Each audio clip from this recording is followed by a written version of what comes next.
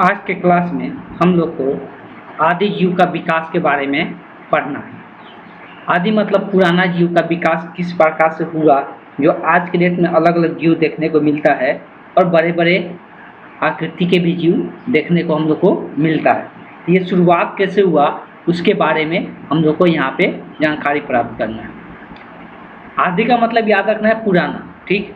आदि जीव की उत्पत्ति एवं उसकी वृद्धि के समय में कुछ भी कहना कठिन है कि उसका उत्पत्ति और उसका वृद्धि किस प्रकार से हुआ। फिर भी हम अपने प्रारंभिक विकास के परिकल्पना पर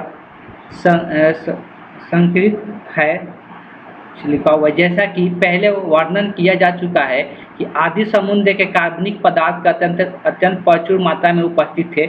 तो ये हम लोग पहले चर्चा कर चुके हैं कि पहले जो था कार्बनिक पदार्थ का निर्माण समुद्र के अंदर हुआ था। कार्बनिक पदार्थ का निर्माण समुद्र के अंदर हुआ था। जहाँ तक लिखने वाला बात है, शॉर्ट नोट जो लिखवा रहे थे, जो इम्पोर्टेंट होगा उसी को हम लिखवाएंगे। ये सब ऐसे ही पढ़ के समझने वाला है, इसलिए यहाँ पर कोई इंपॉर्टेंट पॉइंट नहीं है, इसलिए नहीं लिखवा रहे, ठीक है। तो अत्यंत प्रचुर मात्रा में उपस्थित था, हम लोग ये चीज़ देखे थे। और इसका तात्पर्य यह हुआ कि आदि जीव परपोषी अत्यंत सरल था। तो सबसे पहले किस जीव का निर्माण हुआ था? परपोषी। आदि जीव जो परपोषी बना था, परपोषी मतलब जो दूसरे जीवों को खाकर जीवित रहता है, ठीक है, दूसरे चीज़ों को खाकर जीवित रहता है। तो सबसे पहले यहाँ पर परपोषी जीव के बारे में बात हो रहा है। अत्यंत सरल जो बना था, बहुत ज़्यादा सरल बना था, मतलब बहुत साधारण सा था। अब ये परपोषित का जो सिद्धांत था, ये कैसे पता चला था, तो इसके बारे में दिया हुआ है। तो परपोषित सिद्धांत के अनुसार सर्वप्रथम दैनिक क्रियाओं के लिए मुक्त ऊर्जा मेंटेशन की क्रिया द्वारा प्राप्त हुई थी। तो ये इसका दैनिक क्रिया करने के लिए इसका जो मुक्त ऊर्जा, इसका निर्माण जो ऊर्जा मिला था, उसको किस क्रिया द्वारा मिला था? तो फर्मेंटेशन के द्वारा मिला था। किसके द्वारा? तो फर्मेंटेशन के द्वारा प्राप्त हुआ था। जब वे यौगिक जो इस क्रिया से भाग लेते थे समाप्त हो गए, तब ऐसे जीवों का विकास आवश्यक हो गया जो मुक्त ऊर्जा को सूर्य के प्रकाश से प्राप्त कर सकते थे। अब देखो, कुछ अब ऐसा जीव का निर्माण हुआ जो अपना ऊर्जा किससे प्राप्त कर सकता था? सूर्य के प्रकाश से प्राप्त कर सकता था। ऐसे जीव प्रकाश संश्लेषित कहलाता है, या इसको हम लोग स्वपोषित कहते हैं। तो इसमें यहाँ पे बताने की कोशिश किया जा रहा है कि कुछ क्रिया भाग लेते थे, समाप्त हो गए। और अब देखो, पहले क्या फर्मेंटेशन की क्रिया द्वारा परपोषी जीव क्या कर रहे थे? तो भोजन ग्रहण या जितना भी क्रिया था वो अपना पूरा कर रहे थे, उससे ऊर्जा प्राप्त करके। और वही जब खत्म हुआ तब जाके शुरू हुआ कैसा जीव का निर्माण? जो प्रकाश संश्लेषित था, मतलब सूर्य के प्रकाश से अपना ऊर्जा प्राप्त कर सकता था। और तो वैसे जीव को नाम दिया गया, स्वपोषित बोला गया। वैसे जीव को क्या कहा जाता है? तो स्वपोषित कहा जाता है, जो प्रकाश संश्लेषण द्वारा क्या करते हैं? अपना भोजन ग्रहण करते हैं, अपना ऊर्जा ग्रहण करते हैं। ये जीव प्रकाश संश्लेषित प्रक्रमण द्वारा मुक्त सूर्य ऊर्जा प्राप्त कर लेते हैं। ये ऐसा इसमें ताकत होता है कि अपना जो कार्य करने के लिए जो ऊर्जा की आवश्यकता होता है वो कहाँ से प्राप्त कर लेते हैं? तो सूर्य के प्रकाश से प्राप्त कर लेते हैं। आदि परपोषी जीव में उपचायिक प्रक्रमों के फलस्वरूप जो कार्बन डाइऑक्साइड वातावरण में निकल रहा था, एकत्रित हुआ और उसी से प्रकाश संश्लेषण की प्रक्रिया संभव हो सकी। तो देखो, जब ये आदि जीव था, सबसे पहले हम लोग क्या पढ़े थे? आदि जीव सबसे पहले किसका निर्माण हुआ? आदि जीव परपोषित का निर्माण हुआ। अब ये जो परपोषित था, तो इसका जो ऊर्जा प्राप्त होता था कहाँ से? फर्मेंटेशन एक मेथड होता है, उससे प्राप्त होता था। और जब ये अपना ऊर्जा प्राप्त करता था तो उससे कौन सा गैस निकलता था? कार्बन डाइऑक्साइड निकलता था। अब यही गैस के कारण क्या हुआ? कुछ जीव प्रकाश संश्लेषण करना शुरू किया। यही गैस के कारण ये गैस लेकर प्रकाश संश्लेषण क्रिया, इसलिए प्रकाश संश्लेषण करने के लिए हमको कार्बन डाइऑक्साइड की आवश्यकता होती है। यही जीव प्रकाश संश्लेषण क्रिया करना शुरू किया और वही प्रकाश संश्लेषण क्रिया करके सूर्य के प्रकाश से अपना भोजन बनाना शुरू कर दिया। इस प्रकार से ये शुरुआत हुआ स्वपोषी जीव का।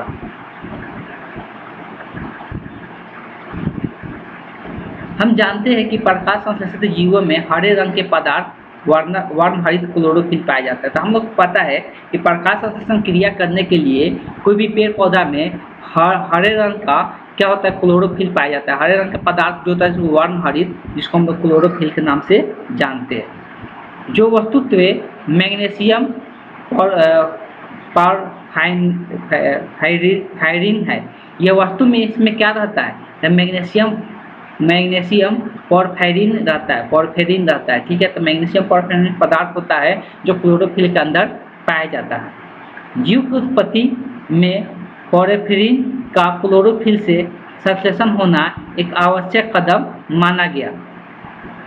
फर्मेंटेशन की क्रिया में पॉरफेरिन का प्रयोग नहीं होता।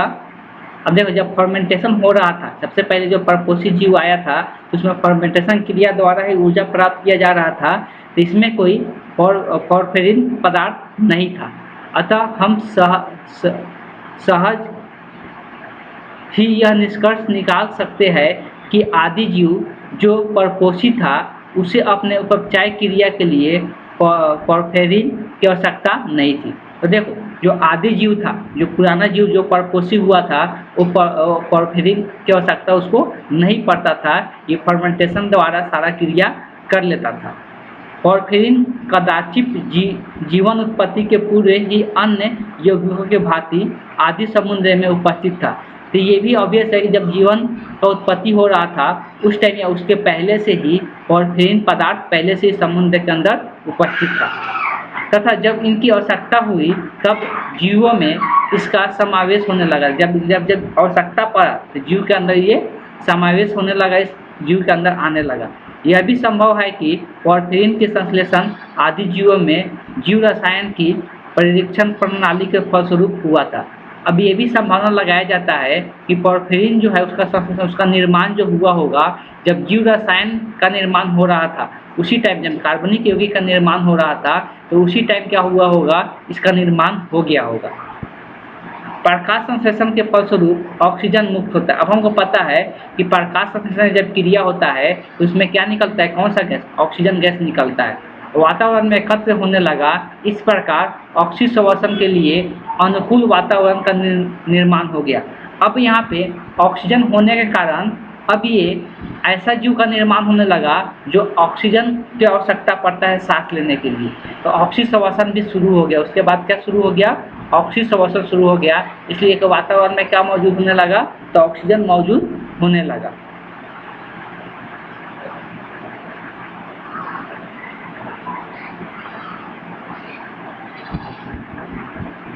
ऑक्सीजन की वातावरण में प्रवेश आदि जीव के विकास के लिए एक महत्वपूर्ण कदम था। तो ऑब्वियस है कि जब ऑक्सीजन का विकास हो गया, ये आदि जीव के विकास होने के लिए एक महत्वपूर्ण कदम था। जो आदि जीव था उसका विकास और अच्छे तरीक़ा से हो सकता था, इसलिए कि उसमें ऑक्सीश्वसन आ गया। इसलिए कि ऑक्सीजन आने से, ऑक्सीश्वसन मतलब ऑक्सीजन से हम लोग क्या करते हैं, सांस लेते हैं, या पेड़ पौधों हो या हम लोग।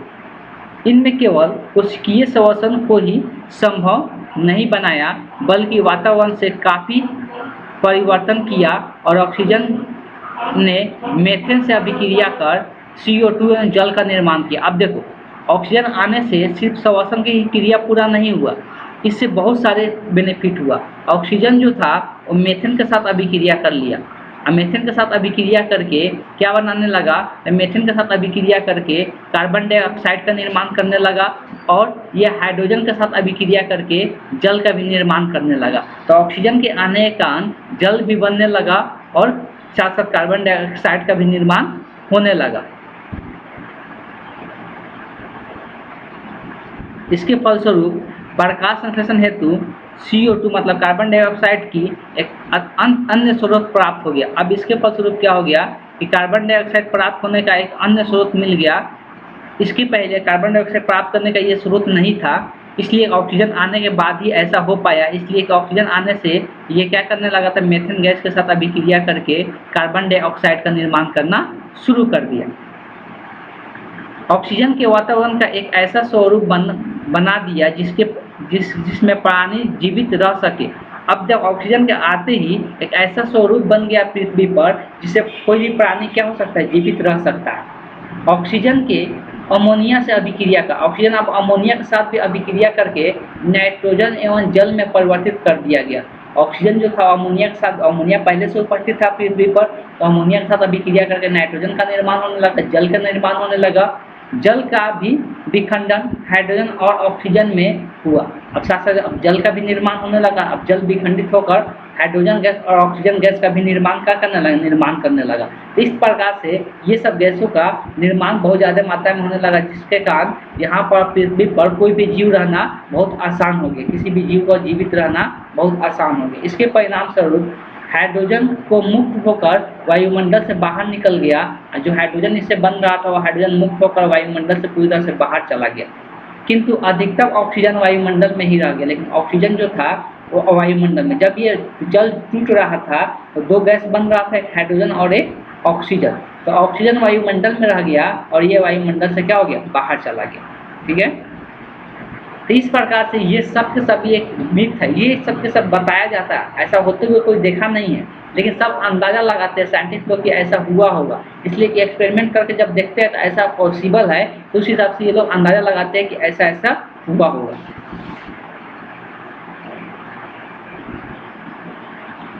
ऑक्सीजन के वायुमंडल में प्रवेश से एक और बहुत बड़ा लाभ हुआ। ऑक्सीजन आते ही वायुमंडल में एक और भी बहुत बड़ा लाभ हुआ। ऑक्सीजन ने जीवित प्राणियों के समुद्र से मुक्त किया। जितना भी जीवित प्राणी था समुद्र में वो सब को सब क्या थे, उसको मुक्त किया और इसके पूरे सूर्य की उच्च ऊर्जा वाले पराबैंगनी किरणें तथा पृथ्वी पर पहुंचती थी, जो जीव के लिए अत्यंत ही घातक था। अब देखो यहाँ पे पराबैंगनी किरणें मतलब यूवी रेडिएशन, इसको यूवी रेडिएशन हम लोग बोलते हैं। पराबैंगनी किरणें ये अर्थ पे पृथ्वी पर पहुंचता था और ये किसी भी जीव के लिए बहुत ज़्यादा घातक था। अब ऑक्सीजन आने के कारण ही ऑक्सीजन से ही किसका निर्माण हुआ, ओजोन का निर्माण हुआ। किसका निर्माण हुआ, ओजोन परत का निर्माण हुआ, जो पराबैंगनी किरणें को पृथ्वी पर आने से क्या करने लगा, रोकना शुरू कर दिया। क्या करने लगा, तो रोकना शुरू करने लगा। तो वही चीज़ यहाँ पर लिखा हुआ है, वायुमंडल के ऊपर एक परत का निर्माण हुआ, ओजोन परत। ये किससे बना, तो ऑक्सीजन से ही बन पाया। और ये बनने के बाद ऑक्सीजन ये ओजोन परत का निर्माण कर लिया, जिसके कारण अब यूवी रेडिएशन जो हम लोग बोलते हैं, जिसको हम हिंदी में क्या कहते हैं, तो पराबैंगनी किरण पृथ्वी पर आना क्या हो गया, बंद हो गया। जिसके कारण कोई भी जीव आसानी से यहाँ पर जीवित रह सकता था। तो ऑक्सीजन, इसको हम लोग बोलते हैं ऑक्सीजन क्रांति हो गया। मतलब ऑक्सीजन को आने से पृथ्वी पर बहुत सारे लाभ देखने को मिल गया। अंत में हम उस स्थान पर पहुँचते हैं जहाँ पृथ्वी का स्वरूप कुछ वर्तमान स्वरूप के समान ही था। अब अंत में जब ये सब निर्माण हो गया तो अभी जो स्वरूप देखने को मिलता है उसी प्रकार का स्वरूप उस टाइम भी देखने को मिलना शुरू हो गया। इतने लंबे समय में पृथ्वी काफ़ी ठंडी हो चुकी थी। इस टाइम तक पृथ्वी बहुत ज़्यादा ठंडा हो चुका था, इसलिए पृथ्वी हम लोग पढ़ते थे पहले क्या था, बहुत ज़्यादा गर्म था। घातक विकिरण वायुमंडल से काफ़ी ऊपर ओजोन की परत द्वारा सोख ली जाती है। अब हम लोग ये भी देख लिए कि ओजोन परत बनने के कारण जो घातक यूवी रेडिएशन आ रहा था वो भी उसको क्या कर दिया जा रहा है, रोक लिया जा रहा है। वायुमंडल में मीथेन और अमोनिया का स्थान नाइट्रोजन और ऑक्सीजन और कार्बन डाइऑक्साइड ले लिया। अब देखो शुरू में क्या था, मीथेन था। तो मीथेन गैस हमको पता है, मीथेन गैस ये हम लोग पढ़ रहे थे कि ये भी ऑक्सीजन के साथ अभिक्रिया करके कार्बन डाइऑक्साइड का निर्माण कर लिया। अमोनिया के साथ भी ऑक्सीजन अभिक्रिया करके नाइट्रोजन का निर्माण कर लिया। इसलिए वातावरण से अमोनिया और मीथेन गैस खत्म हो गया। ठीक, और बाद में क्या आ गया, नाइट्रोजन आ गया, ऑक्सीजन आ गया, कार्बन डाइऑक्साइड वायुमंडल में आ गया। प्रकाश संश्लेषण ऊर्जा प्राप्त करने का प्रमुख स्रोत बन गया।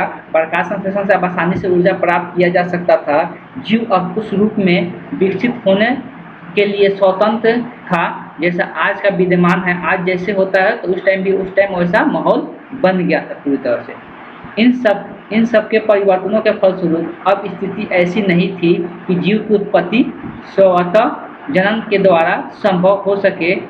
इसी अवस्था में सभी जीव उन्हीं जीवों से ही उत्पन्न होने लगे जो पहले से मौजूद थे। अब उसके बाद जब इतना सारा गैस यहाँ पर उपस्थित हो गया, जिसके जरूरत था वो सब चीज़ उपस्थित हो गया, तो अब जो पहले पुराना जीव था उसी से क्या होने लगा, नया जीव का निर्माण होने लगा।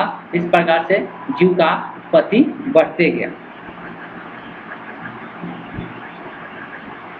अब बताया जा रहा है कि प्रथम जंतु क्या था। प्रथम जंतु क्या था पृथ्वी पर।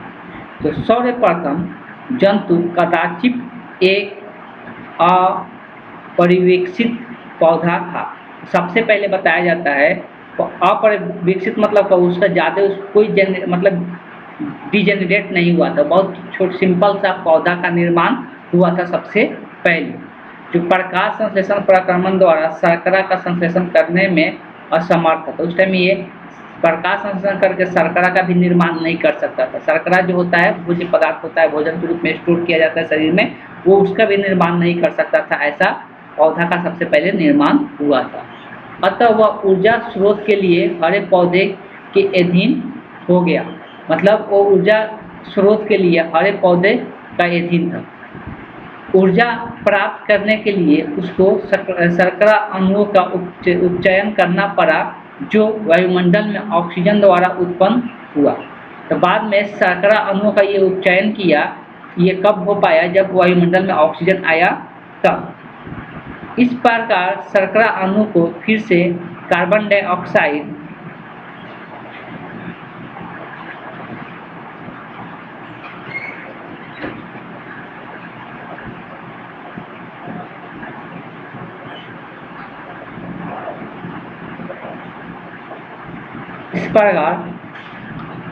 जल में परिवर्तित कर दिया गया। तो इसीलिए शर्करा अणु का जब निर्माण हुआ था, कार्बन डाइऑक्साइड क्या जल में परिवर्तित कर दिया गया। यह प्रक्रिया प्रकाश संश्लेषण प्रक्रमण से बिल्कुल विपरीत था। ये पूरी तरह से प्रकाश संश्लेषण से पूरी तरह से अलग था। इसे ऑक्सीश्वसन कहते हैं। तो बाद में यही चीज़ होने लगा कि बाद में कार्बन डाइऑक्साइड बना और जल में परिवर्तित हो गया। कार्बन डाइऑक्साइड से जल में बना, शर्करा को फिर से कार्बन डाइऑक्साइड, उसके बाद क्या जल का निर्माण हुआ। अब जल का निर्माण हुआ तो उससे ऑक्सीजन का भी निर्माण होने लगा। बाद में इसी से ऑक्सीश्वसन की प्रक्रिया शुरू हो गया। इस बात को सिंपल ध्यान में यही रखना है यहाँ पे कि सर्वप्रथम अगर बात किया जाए तो सर्वप्रथम क्या था? सर्वप्रथम सबसे पहले यहाँ पे पौधे का विकास हुआ था। सबसे पहले इसका विकास हुआ था पौधे का, और ये बहुत छोटा सा पौधे का विकास हुआ था। आगे जो पढ़ना है क्रम विकास के प्रमाण के बारे में पढ़ना है। क्रम विकास का मतलब हम लोग समझ चुके हैं कि एक कर के अनेक जीवों का निर्माण होते गया। वो कैसे होते गया, उसके लिए कुछ ना कुछ प्रमाण तो दिया गया होगा। वही प्रमाण के बारे में हम लोग यहाँ पे चर्चा करना है, किसका क्या क्या प्रमाण हम लोग को मिला है, जिससे हम लोग ये पता चले कि ये जितना भी जीव है, एक छोटे छोटे जीवों के कारण ही नए नए जाति जीव का, अलग अलग जाति का निर्माण हुआ है। तो सबसे पहले प्रमाण के बारे में, वर्गीकरण के बारे में दिया गया है। सबसे पहले हम लोग के यहाँ पे क्या दिया गया है, तो वर्गीकरण के बारे में दिया गया है। वर्गीकरण में क्या दिया हुआ उसको हम लोग यहाँ पे देख लेते हैं। ऐसे जंतु जिनमें कुछ गुण सर्वनिष्ठ होते हैं। ऐसे जंतु जिसमें कुछ गुण क्या है, सर्वनिष्ठ है, मतलब उसमें पहले से ही है, एक ही संघ में रखे जाते हैं। अब देखो ऐसे जंतु जो किसी में कुछ गुण क्या होता है, एक समान देखने को मिलता है, उसको एक संघ में रख दिया जाता है, इसी को वर्गीकरण बोला गया था। वर्गीकरण हम लोग पढ़ते हैं 9th क्लास में भी वर्गीकरण के बारे में पढ़ते हैं, फिर 11th क्लास में भी पढ़ते हैं। वर्गीकरण का मतलब ही होता है कि क्या किया जाता है, जब बहुत सारे जीवों का स्टडी, इसलिए बहुत सारे जीव मतलब क्या, इसका बहुत सारे संख्या में जीव है। अब इतना सारे जीव का स्टडी करना, पढ़ना बहुत कठिनाई उत्पन्न करता है। इस कारण से उसका वर्गीकरण किया गया। वर्गीकरण किया गया मतलब करने का मतलब क्या है कि जब कुछ जीवों में समानता देखा जाता है तो उसको एक वर्ग में रख दिया जाता है। जब कुछ जीवों को में समानता देखा जाता है तो उसको क्या किया जाता है, एक वर्ग में रख दिया जाता है। तो उसी को हम लोग वर्गीकरण कहते हैं, या एक ही संघ में उसको क्या किया जाता है, रख दिया जाता है। ठीक है, तो ये किस प्रकार से, अब समानता क्यों दिखता है, कोई तो रीजन होगा ना, समानता दिखने का कोई रीजन होगा, तब ये अंदाजा लगाया जाता है कि जो एक संघ में जो जीव को रखे है ना, उसमें जो समानता दिख रहा है, हो सकता है सबका पूर्वज एक ही होगा। सबका पूर्वज कहने का मतलब कि सब जितना भी ये जंतु दिख रहा है, जो समान जंतु दिख रहा है, और एक ही पूर्वज से सबके सब का निर्माण हुआ होगा, ऐसा अंदाजा लगाया जाता है। ठीक है, इसीलिए सबसे पहले जो हम लोग प्रमाण के रूप में मिलता है, वर्गीकरण ही मिलता है। जैसे कि हम आप देख सकते हैं, मेढक, छिपकली, कबूतर, खरगोश, कॉर्डेटा संघ में आता है। सबके सब किस संघ में आता है? तो कॉर्डेटा, जिसका कॉर्डेटा मतलब रीढ़ का हड्डी पाया जाता है, ठीक। तो उस संघ में ये सबके सब आता है, क्योंकि इन सभी में जीव की किसी न किसी अवस्था में पृष्ठ रज्जु पाया जाता है। तभी हम बोल ही रहे थे पृष्ठ रज्जु उसको बोलते हैं नलिकाकार या पृष्ठ तंत्रिका तंत्र और ग्रसनी कुलोन छिद्रे पाए जाते हैं। तो ये सब में सब कहीं ना कहीं ग्रसनी कुलोन छिद्रे और एक आधर हृदय होता है, और इसमें हृदय भी पाया जाता है। और डेटा संघ को भी वर्गों में बांटा जाता है, और डेटा संघ को भी फिर वर्गों अलग अलग वर्ग में बांटा जाता है। और डेटा जो संघ होता है उसको भी क्या किया जाता है, फिर अलग अलग वर्गों में बांटा जाता है। किसी एक वर्ग के सभी जंतुओं में कुछ सर्वश्रेष्ठ गुण होते हैं। तो वही चीज़ यहाँ पर लिखा हुआ है। तो अगर एक वर्ग का बात करेंगे उसमें बहुत सारे समान गुण देखने को मिलता है, तभी जाकर उसको एक वर्ग में रखा जाता है। कालांतर में वर्तमान के प्रभाव से आवश्यकताओं के अनुसार रूपांतरण हो गया है। अब उसमें आवश्यकता के अनुसार कुछ ना कुछ थोड़ा बहुत क्या किया, उसमें रूपांतरण देखने को मिला, उसमें चेंज देखने को मिल रहा। दूसरे शब्दों में यह कहना ठीक होगा कि मूल रूप से यह कुछ अंश तक रूपांतरित हो गए हैं, और इस प्रकार इसका क्रम विकास हुआ है। अब देखो, जो पहले देखा गया था उसमें अब धीरे धीरे क्या हो गया, कुछ रूपांतरित हो गया, कुछ बदलाव हो गया। तो ये एक क्या है, एक कदम है क्रम विकास की ओर।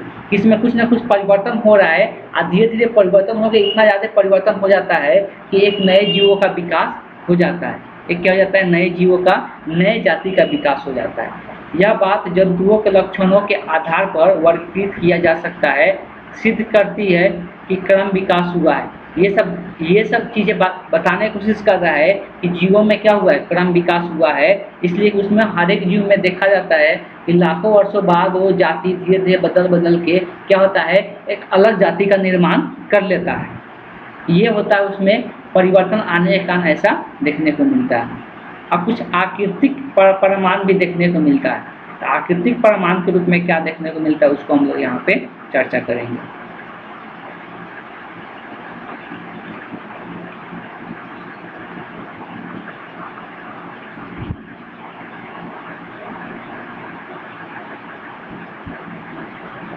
अगर हम पाद मतलब पैर को बोलते हैं, ठीक, मस्तिष्क, हृदय तुलनात्मक अध्ययन करें तो देखते हैं, अगर मस्तिष्क का, हृदय का या पाद का तुलनात्मक मतलब सबको तुलना करके अध्ययन करेंगे तो देखने को मिलता है कि केसुरुकी के विभिन्न वर्गों में इन रचनाओं में मूल स्वरूपता होती है। जितना भी केसुरुकी जीव होता है इसकी संरचना हृदय हो गया, मस्तिष्क हो गया, पाद हो गया, थोड़ा एक टाइप का दिखता है। क्या होता है, जितना भी केसुरुकी जीव होता है सबका एक टाइप का दिखता है। इस बात को ध्यान रखना है। यह आकृति के अनुसार बताया जा रहा है, प्रमाण दिया जा रहा है कि हो सकता है सबका पूर्वज क्या हुआ होगा, एक ही रहा होगा, इससे अंदाजा लगाया जाता है। अगर मछली से लेकर स्तन जंतुओं तक, मछली को तो पता ही है, स्तन जंतु किसको बोलते हैं वो भी पता है। स्तन जंतु जो क्या होते हैं, जो अपने बच्चे को दूध पिलाते हैं उसको स्तन जंतु हम लोग कहते हैं। इनके विभिन्न अंग लक्ष्य करते हैं तो देखा जाता है कि इस एक विशेष अंग विभिन्न वर्ग के रूपांतरित हो गया है। तो इसका एक अंग को अगर देखा जाता है तो इसका एक अंग जो होता है इसको रूपांतरित होकर थोड़ा सा इसमें बदलाव सब में देखने को मिलता है। अदरवाइज शुरुआती जो देखा जाता है सबका आकृति एक ही टाइप का दिखता है।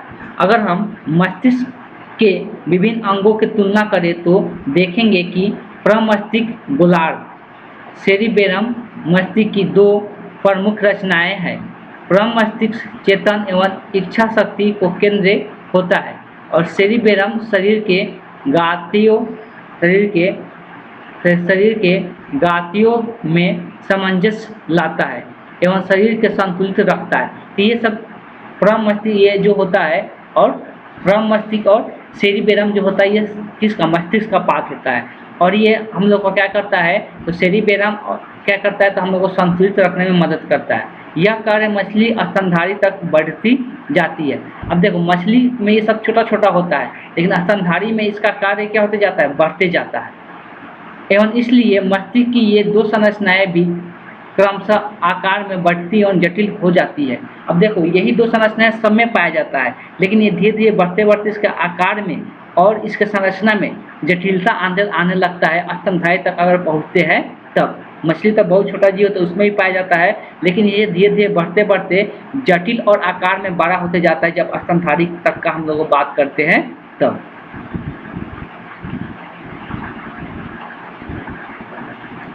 इस तरह अगर हम मछली, एम्फीबिया, रेप्टिलिया, देखो मछली सबको पता है पानी में रहता है, एम्फीबिया उस जीव को कहते हैं जो पानी और स्थल दोनों पे रहता है, रेप्टिलिया उसको कहते हैं जो रेंग कर चलता है, पक्षी उसको कहते हैं जो उड़ता है, और स्तनधारी हम लोग पहले से जानते आ रहे हैं। तो ये सबका हृदय की संरचना की तुलना करें तो पाते हैं कि मछली के हृदय में 2 एम्फीबिया और एवं अधिकांश रेप्टिलिया में 3 और पक्षी और स्तनधारी के हृदय में 4 कोष्ठक होते हैं। देखो ये बात को ध्यान में रखना है, ये कोष्ठक शायद पीछे आया था, इस चीज़ को चर्चा भी किए थे। अब थोड़ा सा यहाँ पे नोट डाउन करना है, चैप्टर का नाम लिख लेना है और सिर्फ डॉट कर करके नोट डाउन करना है। क्या नोट डाउन करना है, याद रखने वाला चीज़ यहाँ पे हो गया, मछली का जो होता है, मछली का अगर हृदय का बात करेंगे, मछली का हृदय जो होता है वो कितना चेम्बर होता है, तो 2 होता है, 2 चेम्बर होता है मछली के हृदय में। कितना, तो 2 कोष्ठक बोले या चेम्बर बोले, इंग्लिश में हम लोग चेम्बर कहते हैं, तो 2 कोष्ठक होता है। पहला पॉइंट हो गया।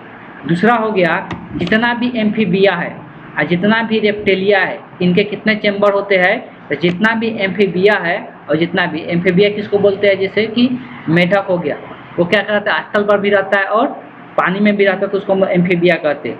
रेप्टिलिया जो रेंग कर चलता है, जैसे कि सांप हो गया, छिपकली हो गया, तो ये सब का अगर हम लोग बात करेंगे तो ये भी पॉइंट लिखते चलना है। एम्फीबिया तथा किसी में अपवाद भी आता है, लेकिन अधिकांश में जो होता है वो कितना चेम्बर होता है, एम्फीबिया रेप्टिलिया के